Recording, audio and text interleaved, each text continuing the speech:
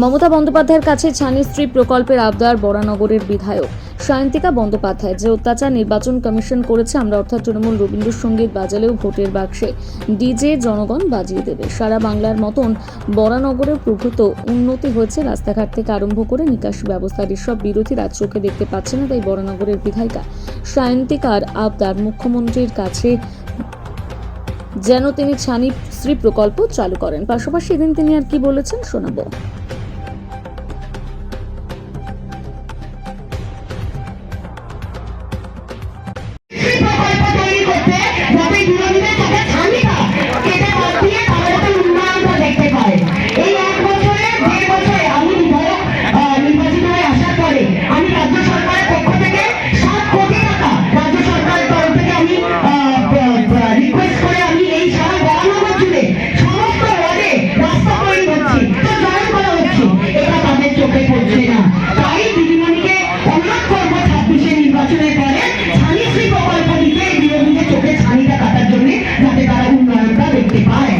এবং আমি সবাইকে অনুরোধ করবো, মানুষকে সহ্য করতে হয়েছে যে অত্যাচার এই নির্যাতন কমিশন মানুষের উপরে করেছে।